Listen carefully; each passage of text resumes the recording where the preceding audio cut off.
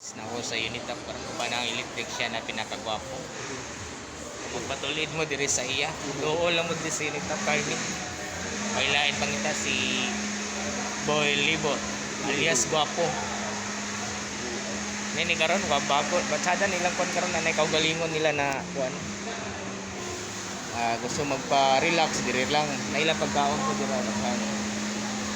Tapos diri ilang mga kuan.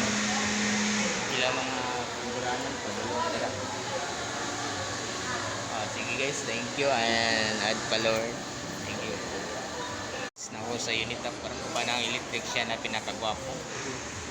Magpatulid mo diri sa iya. Duo lang mo diri sa Unitap Carmi. Pailain pangita si Boy Libot alias Gwapo.